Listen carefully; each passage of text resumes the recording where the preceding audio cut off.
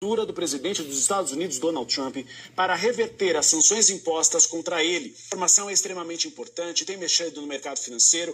É uma primeira vez que o ministro Alexandre de Moraes fala diretamente sobre o governo dos Estados Unidos, sobre os efeitos da Lei Magnitsky e os impactos aqui no Brasil. Não só, Uribe, falando também especificamente dos bancos, ressaltando que as instituições brasileiras poderiam ser punidas se aplicarem sanções aos Estados Unidos por ativos brasileiros, ou seja, inflamando ainda mais esse temor por parte do mercado do ponto de vista de impactos práticos, depois de um dia bastante nocivo, de um derretimento das ações que a gente acompanhou ontem. Hoje, os bancos que perderam cerca de 42 bilhões de reais em valor de mercado. Uribe, existe também uma preocupação em relação às consequências, de o Brasil dobrar a aposta e tomar medidas contra empresas dos Estados Unidos que operem aqui no Brasil. Alguns ministros do Supremo apoiam até essa iniciativa, isso foi dito pelo ministro Alexandre de Moraes, disse que os bancos podem ser punidos se aplicarem as sanções dos Estados Unidos a ativos aqui do Brasil,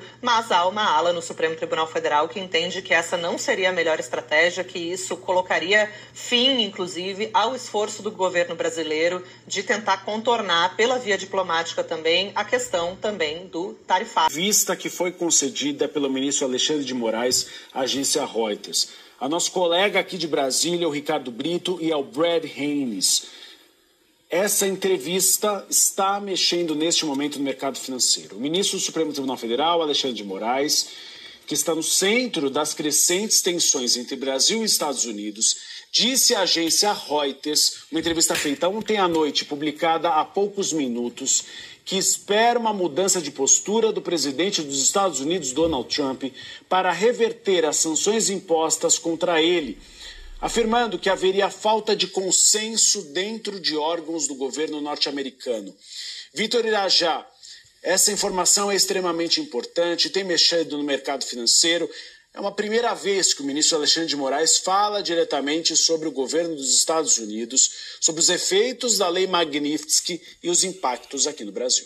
Não só, Uribe, falando também especificamente dos bancos, ressaltando que as instituições brasileiras poderiam ser punidas se aplicarem sanções aos Estados Unidos por ativos brasileiros, ou seja, inflamando ainda mais esse temor por parte do mercado do ponto de vista de impactos práticos, depois de um dia bastante nocivo, de um derretimento das ações que a gente acompanhou ontem. Hoje havia um certo movimento de recuperação, estou acompanhando inclusive aqui o índice financeiro, dos bancos que são listados no Ibovespa. A gente tem a maior parte dos papéis agora no campo negativo, ou seja, em uma nova queda depois de realmente um massacre do valor de mercado das ações ontem. Os bancos que perderam cerca de 42 bilhões de reais em valor de mercado durante as negociações nessa terça-feira. A gente viu uma leve recuperação, uma tentativa de mitigar e de reinterpretar exatamente as possibilidades envolvendo esses impactos, até porque o mercado brasileiro, vale de destacar ainda mais com uma Selic a 15%, ele é bastante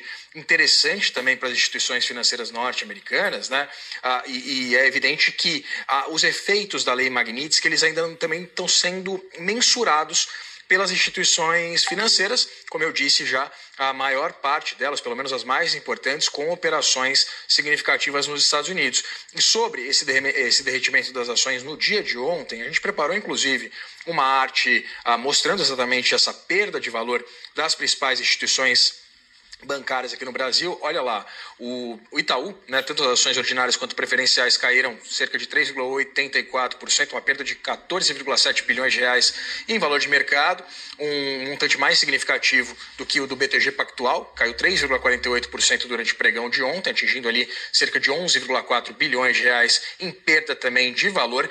Banco do Brasil, bastante impactado, as ações bastante impactadas, uma queda mais expressiva. É evidente, como tem um valor de mercado menor do que seus parceiros privados, esse impacto ele foi mitigado ali em relação ao que a gente vê de Itaú e BTG. Ações do Bradesco também queda, perdendo 5,4 bilhões de reais ontem, e as ações do Santander caindo 4,88% ontem também perdendo 3,2 bilhões de reais. Um momento de cautela por parte dos investidores, de correção exatamente por essa aversão ao risco e uma tentativa por parte das instituições financeiras de entender o que está sendo exigido por parte das autoridades norte-americanas, quais seriam os impactos dessas operações nos Estados Unidos por parte dessas instituições e, evidentemente, que tipo de resposta eles teriam que dar para a justiça brasileira entre a cruz e a espada. Ou desrespeitam a legislação, estão sujeitos a punições nos Estados Unidos com as suas operações por lá, ou desrespeitam a legislação brasileira e, evidentemente, também estão sujeitas a punições do ponto de vista judicial aqui.